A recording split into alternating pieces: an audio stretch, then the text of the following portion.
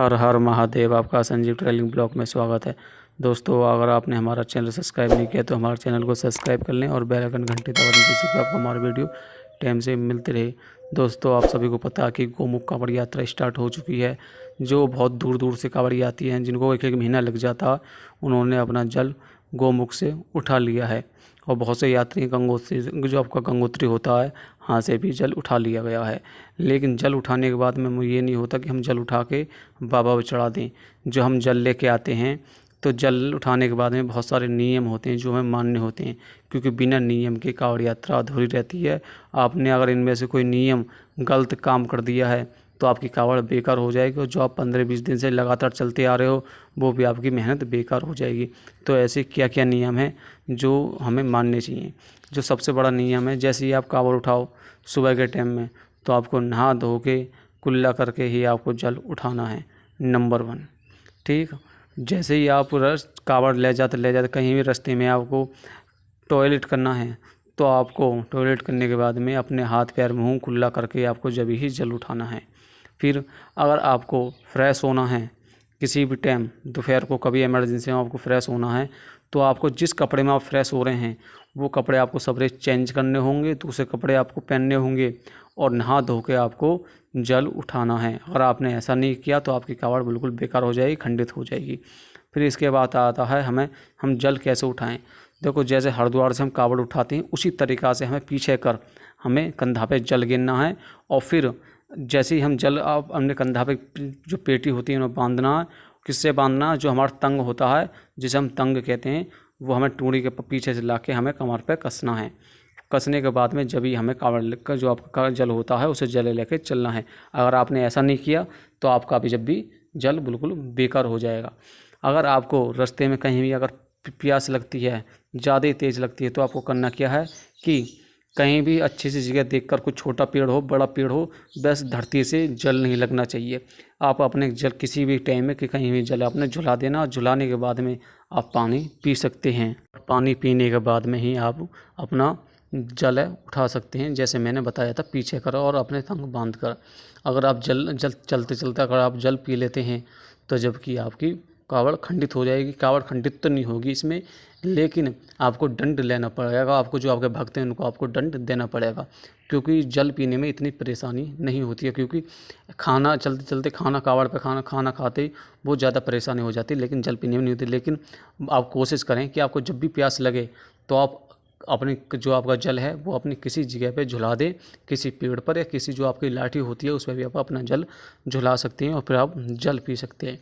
फिर इसके बाद क्या करें, आप चलते हुए भी गाली गलौज बिल्कुल ना करें। जब आप चलोगे तो आप किसी से, दूसरे से या फ़ोन पे किसी से भी गाली गलौज ना करें। हर हर महादेव का नाम लेते चलें, किसी से गाली गलौज कुछ नहीं। जैसे आप कांवड़ लेकर चल रहे हो तो रास्ते में अगर फ़ोन किसी का आ जाता है इमरजेंसी में, तो आप उठा के बात कर सकते हो। अगर किसी आपके पार्टनर का या किसी का भी फ़ोन आ जाता हो, वो आपसे बेकार गलती बात करता है, तो आप कांवड़ पे बिल्कुल भी बात नहीं करें, क्योंकि ऐसे करने से भी जो आपका कांवड़ है वो आपकी खंडित हो जाती है। इसलिए आप फ़ोन पर भी बात नहीं करें। अगर आपका इमरजेंसी में फ़ोन आ जाता है तो आप बात कर सकते हैं, लेकिन अगर आप किसी पार्टनर का, आप किसी दोस्त का, तो ज़्यादा देर आप बात करते हो तो उसमें भी आपका कांवड़ खंडित हो जाएगी। फिर आता हमारा नियम, जो हम चलते हैं तो चलते चलते हम थक जाते हैं, तो इसमें हम ऐसा होता है कि थकने के बाद में अचानक जो हमने जल अपने कंधों पर ले रखा है उसे हम लेकर बैठ जाते हैं। उससे हमारी कांवड़ खंडित हो जाती है। खंडित नहीं होती है, लेकिन उससे भी हमारा नियम टूट जाता है, तो हमें बहुत परेशानी होती है। जब आपको चलते चलते थक जाओ तो सबसे पहले अपनी कांवड़ झुला लें। झुलाने के बाद में आप अपने जल के जैसे आप झुला दोगे उसके बाद हम बैठें। चलते चलते कहीं नहीं बैठें। अगर बैठोगे तो हुई कांवड़ आपकी खंडित हो जाएगी। फिर आपको दोबारा से जल लेना पड़ेगा। अगर आपको जो आपके भगत जी हैं उनको ज़्यादा साल हो चुके हैं तो वो आपके जल को शुद्धित कर सकते हैं। अगर आपको कहीं रास्ते में गूलर का पेड़ होता है, एक आपकी भाषा में जो हरियाणा के होते हैं, जो अलग अलग राज्य के होते हैं, उनके यहाँ अलग अलग पेड़ कहते होंगे, लेकिन हमारे यहाँ इसको गूलर का पेड़ कहते हैं। अगर आपके यहाँ अगर कि गूलर का पेड़ कहीं रास्ते में मिल जाता तो आप अपनी कांवड़ को या अपने जल को जो गौमुख से लेके आ रहे हो, इसको कावड़ के इसके जो पेड़ होता है गूलर का, इसके नीचे भी बिल्कुल करना बिल्कुल गलत माना जाता है। आप उसके नीचे नहीं निकल सकते, इसलिए आप इस पेड़ से थोड़ा बच के रहें। जैसे ही आप गौमुख से लेके हरिद्वार तक तो आपका ये पड़ेगा नहीं, बहुत मुश्किल, कहीं कहीं बहुत एक आदमी पेड़ मिल गया तो मिल गया, और किसी को पता भी नहीं रहता कि पेड़ कहाँ है कहाँ नहीं है। अगर बाई चांस आपको कहीं रास्ते में मिल जाए तो आप इससे दूर ही रहना और दूर से ही इसको आप जल निकालना। अगर आपके इसके नीचे कर चले जाओगे तो आपकी कावड़ खंडित हो जाएगी। दोस्तों कुछ हमारे ऐसे नियम भी होते हैं कि जो हम घर से जो चीज़ हम बोलते हैं वो कावड़ उठाने के बाद में वो चीज़ हम बंद कर देते हैं। जैसे हमें खाना खाना है तो उसको हम बिल्कुल बंद कर देंगे, इसको हम सानी करना है, हमें खाने को कहते हैं हम सानी। वो आपको हमेशा ध्यान रखना कि अगर कहीं भी आप भोजन कर रहे हो, या तो आप भोजन करें या फिर आप हम सानी कर रहे हैं। अगर हम अब जो हमारी चप्पल होती हैं, अगर हम इन चप्पलों को क्या कहेंगे, आपको चप्पल नहीं कहना हो, खड़ा मुँह कहना कि हमें खड़ा मुँह पहनने हैं, वो शब्द आप ध्यान रखें। अगर आपको फ्रेश होना कि मुझे गोबर करना, फ्रेश होने को कहते हैं गोबर करना, नो भगत जी मुझे गोबर करना, जो आपके ये शब्द हैं वो आपको बहुत ज़्यादा इम्पोर्टेंट रखते हैं, इसलिए आप इन चीज़ों का भी ध्यान रखें। और अपने जो आपके जो साथ के दोस्त हैं, आप इनको किसी से भी नाम लेकर ना बुलाएं। जो आपके संग के इनको भोले, या फिर पहले इनका नाम ले लें फिर बीच में भोले लगाएं। हो सके तो आप भोले भोले कहें, और जो आप लेडीज़ हैं उनको भोलन आप कह सकते हैं। इससे बहुत बड़ा फ़र्क पड़ता है और आपकी कावड़ यात्रा सुगम होती है और बढ़िया होती है कावड़ आपकी। और दोस्तों आप अपने साथ कंघी, शीशा, शैम्पू, तेल ये ले जाना बिल्कुल गलत है। आपको किसी भी रास्ते में ना तो साबुन से हाथ धोने हैं, ना ही आपको साबुन से नहाना है, ना आपको सिर में तेल लगाना है, ना ही आपको शीशा देखना है। ये चीज़ बिल्कुल पाबंद है। अगर आपने इनमें से किसी चीज़ गलत की तो आपकी यहाँ भी कावड़ आपकी खंडित हो जाएगी, वो हमेशा ध्यान रखें। ना आपको तेल लगाना है, ना आपको बाल काटने हैं, ना साबुन से नहाना है, कुछ नहीं करना, नहीं कोलगेट करना है। अगर आपको रास्ते में कोई पेड़ जो होते हैं नीम के पेड़ तो उससे आप कर सकते हैं। आप इन चीज़ों से भी दूर रहें दोस्तों। अगर दोस्तों आप में से इनमें से कुछ चीज़ें आपको गलत हो जाती हैं, आपसे गलत हो जाता है नियम, क्योंकि इतने नियम हैं कि हम एक आध तो भूल ही जाते हैं और गलती से हो भी जाता। तो आपको करना क्या, जो आपके भगत जी हैं उनसे कहना कि मुझसे ये गलती हो गई है, आप 51 रुपये का दंड या कितने रुपये का दंड आप इनको दे सकते हैं।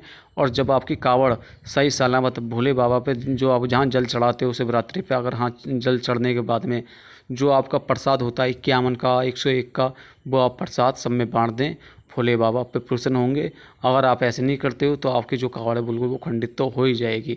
इसलिए अगर आप में इनमें से कोई गलती होती है तो इसलिए आप अपने भगत जी को 51 का दंड दे दें, और जब जल चढ़ जाए तो हाँ भी आप 51 का 101 का अपना प्रसाद बांट दें दोस्तों ये कुछ हमारे नियम हैं जो हम गौमुख से कावड़ लेके आते हैं। एक मेरी ऑलरेडी एक वीडियो बनी हुई है जो हरिद्वार से हम कावड़ उठाने के बाद में हम क्या नियम माने, इस वीडियो को आप ज़रूर देखें। अगर हमसे कुछ और नियम छूट गए हों, आपके यहाँ कुछ और नियम चलते हों, तो आप इन्हें अपने ऊपर लागू कर सकते हैं। जैसे आपके कुछ नियम ये हैं कि जैसे आप अपने हरिद्वार से या गौमुख से आप कावड़ लेके आ रहे हो और घर से आप निकल चुके हो, तो आपके घर पे जैसे आपके भुट्टा होते हैं, कुकड़ी होते हैं, वो इन चीज़ों को ना भूनें। जैसे परामठे हो गए हैं, वो आपके परामठे घर पे परामठे ना बनाएं। घर वालों से कहते हैं कि आप परामठे ना बनाएं। जैसे आपके कुत्ते होते हैं, वो डॉगे होते हैं, तो इनको भी ना मारें, उनसे भी आपको चोट, जो आपकी चोट है वो आपको पहुंचती है। या घर पे गाली गलौच है वो भी ना करें। इसलिए आप अपने घर पे भी ये चीज़ देखें कि ये भी बहुत बड़े नियम होते हैं। कुछ नियम तो आपके लिए भी और आप कुछ नियम घर वालों के भी होते हैं।